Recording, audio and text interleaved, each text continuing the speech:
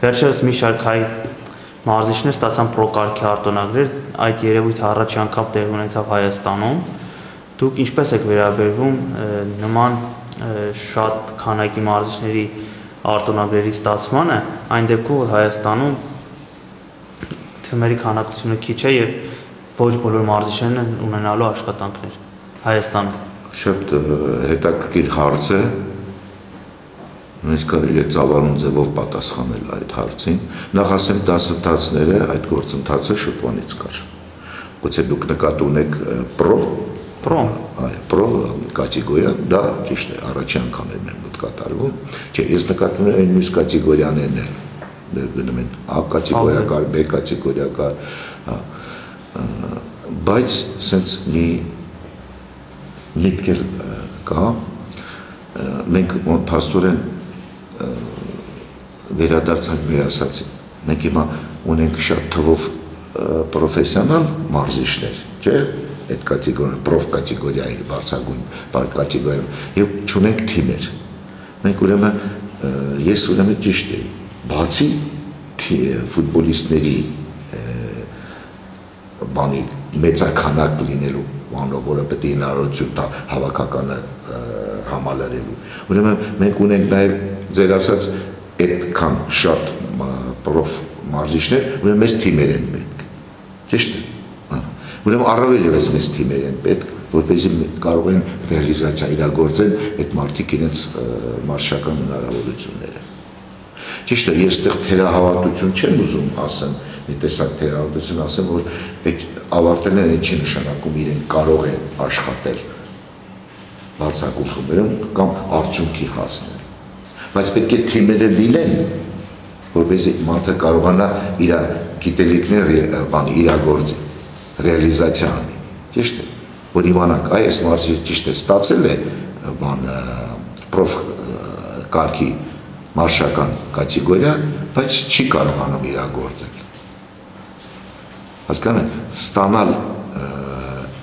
այդ փաստաթուղթը, այդ չի նշանակում, որ դու արդեն պրոֆեսիոնալ մարզիչ ես։ Նա պետք է իրագործի։ Այսինքն ես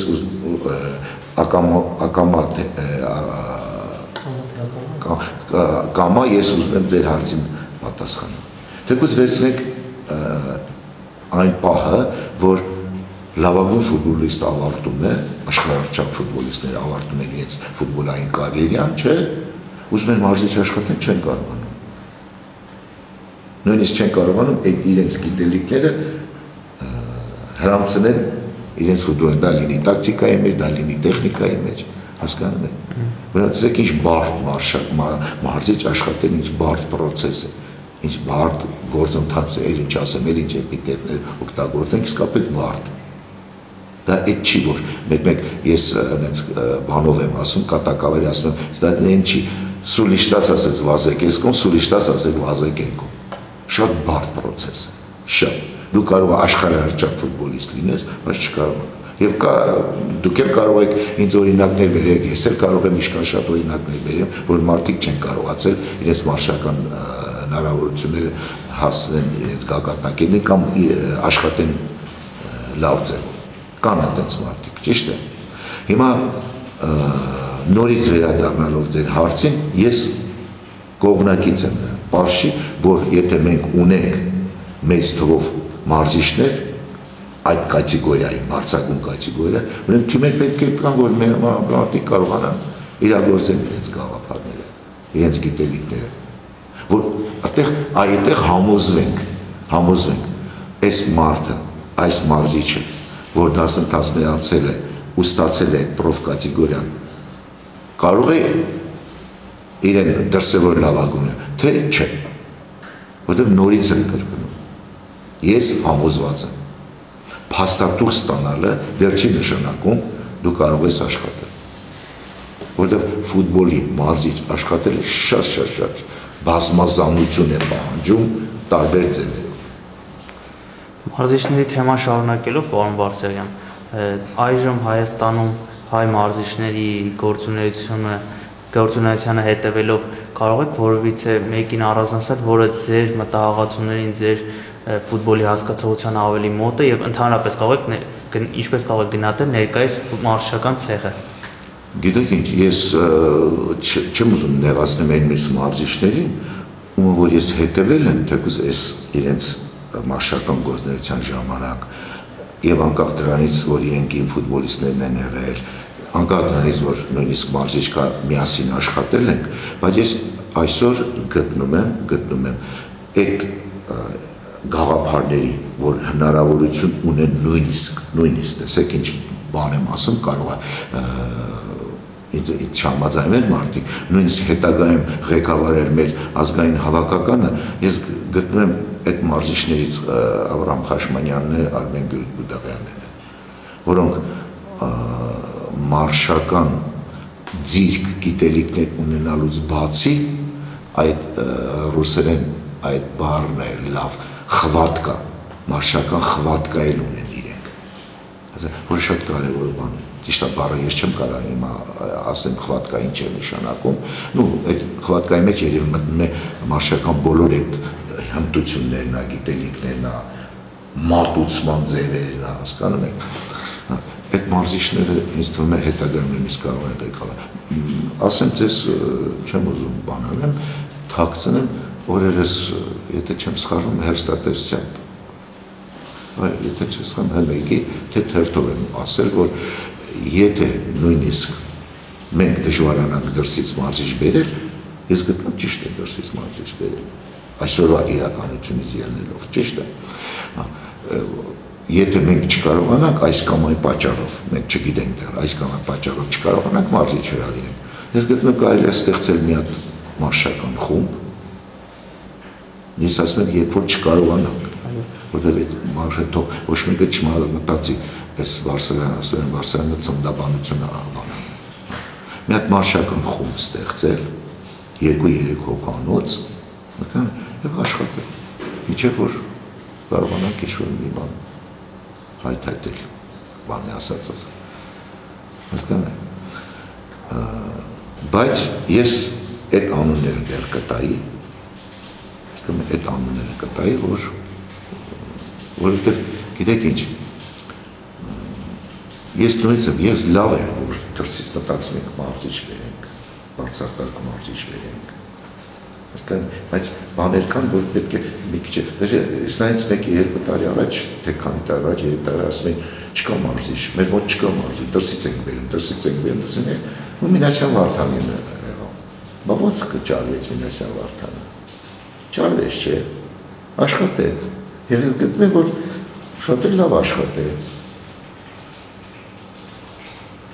ես չեմ քննարկում իր գործունեությունը, կան բացական դրական կողմեր, բայց երբ վերցնում եք ընդհանուր առմամբ, դրական աշխատեց։ Ուրեմն ճարվեց չէ։ Իդեպ իր հրաժարականից հետո Հայաստանի Հավաքականը հիմա չունի մարզիչ եւ արդեն մարտի 5-ին նախանշված է հանդիպում Ռուսաստանի Հավաքականի հետ, հունիսին Գերմանիայի Հավաքականի հետ, ինչպես եք վերաբերվում այդ հանդիպումներին դեռ առանց մարզչի մոտենալու հանգամանքին եւ ընդհանրապես այդ ընկերական խաղերին։ Որ ընկերական խաղ պետք է կազմակերպվի, պետք է կազմակերպվի, որովհետեւ ընկերական խաղը միայն մարզիչ թիմի վիճակը հասկանալու պահը չի։ Ճիշտ է։ Դա էլ կա հասկանալու է, թեկուզ տակտիկական ինչ-որ տաղացուներ օգտագործի, պատրաստի գլխավոր մրցաշրջանին, մրցաշարին, հասկանում եք, դրանք դա էլ ավանդն է, բայց որ ընկերական խաղերը նաև ֆուտբոլիստների իրավիճակը հասկանալու համար է, չէ, մարզավիճակը հասկանալու համար, դա երկրորդ բան, պետք է անցկացնել, անպայման պետք է անցկացնել, որտեղ անգործության չմատնվենք ֆուտբոլիստների հետ կապար, նրանք էլ հոգեբանորեն բան չլինեն, ընկճված չլինեն, մարզիչ չկա, դա ընկերական խաղեր չէ, ես գտնում եմ դա չէ, որ պետք է անցկացվի, անկախ դրանից, որ մարզիչի գլխավորությամբ, հասկանում եք, պետք է անցկացվի, բայց պետք է շուտապույտ լուծել նաև մարզիչի հարցը։ Արդեն գովելի բան է, որ թիմերը համաձայնվել են մեր հետ ընկերական խաղեր, Ռուսաստանի նման բարձրակարգ հավաքականը, Գերմանիայի նման բարձրակարգ հավաքականը, եթե հիշում եք, անցյալում մեզ այդ ընկերական խաղեր չէին համաձայնում խաղալ։ Հասկանու՞մ եք։ Սա արդեն գովելու փաստ է։ Սա ցույց է տալի, որ իսկապես մեր հավաքականը քայլեր է արել խաղամակարդակը բարձրացնելու ուղղությամբ։ Ես գտնում եմ այս ուղղությամբ ես ուրախանում եմ, որ այդ թիմերը համաձայնվել են։ Եվ հետագայում արդեն մենք էլ ոնց որ ասած խեղճացած վիճակ չի լինի ընկերական խաղեր կազմակերպելու։ Անկախ արդյունքից, ես ձեզ ասեմ, անկախ արդյունքից կտարվենք, կպարտվենք, կհաղթենք, անկախ արդյունքից։ Ես գտնում եմ շատ բան է լավ փաստ է, լավագույն պահ է, որ մեր թիմերը այդպեսի լավագույն թիմերը համաձայնում են գիներական խաղեր խաղալ։ Այս տեսակետից ես գտնում եմ շատ լավ։ Վերջում պարոն Վարսեղյան, միգուցե ցանկանում եք որոշ ձեր մտքերով կիսվել ընթերցողների հետ եւ ընդհանրապես հայկական ֆուտբոլի վերաբերյալ կարծիք հայտնել։ Ինձ այսօր միայն անհանգստացնում է մեր ֆուտբոլի հետագա զարգացման ուղղությունների մասին ինչ-որ հարցերը։ Սա է ինձ ամենաշատը։ Եվ ես գտնում ամենահրատապ երկու հատ հարց կա։ Հրատապ, որ մեծ խնդիրներ են դրանք իհարկե եւ լուծման կարիք ունեն։ Դա ֆուտբոլի զարգացման ճանապարհները մարզերում մենք մի փոքր վերևում խոսեցինք ինչա դա օգուտ կտա մարզերում թիմերը կշատանան,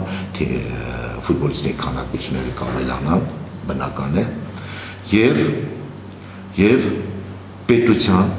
պետությունը ավելի մոտիկ կանգնի թիմերի տնտեսական վիճակը բարելավելու համար, որպեսզի մեր թիմերը հաստատուն հիմքեր ունենան, ձեր ասածը ուզում նորից ասեմ, որպեսզի ամեն թիմի ղեկավարություն չմտածի այն ֆուտբոլիստին այս կամ այն գներով վաճառելու, որպեսզի իրենց գոյությունը պահպանի։ Միայն պետությունը կարող է այդ հարցը լուծել։ Հասկանում եք, այս երկու հարցը ամենակարևոր խնդիրը։ Ճիշտ է, կան այլ խնդիրներ, մանկապատանեկան ֆուտբոլն է, ուսումնամարզական պրոցեսն է, վարպետ թիմերի բարձր դրանք լուծվող հարցեր են։ Դրանք օրակարգի հարցեր են, բայց լուծվող հարցեր են, կարելի է լուծել։ Բայց երկու հրատապ հարցը, որ մեծ խնդիրներ են դրանք, պահանջում են մեր ֆուտբոլի հետագա զարգացման ուղղությունները ավելի բարձր հիմքերի վրա դնելու, այդ երկու հարցը պետք է եթե լուծեն։ Էլ եմ կրկնում, եթե մենք բոլորս ազգովի ուզում ենք, որ մեր ֆուտբոլը կարողանա մեծ բարձունքների հասնի, մեր հավաքականին մենք տեսնենք, թե Եվրոպայի, թե աշխարհի առաջնությունների եզրափակիչ փուլերում։ Սա իմ ցանկությունը։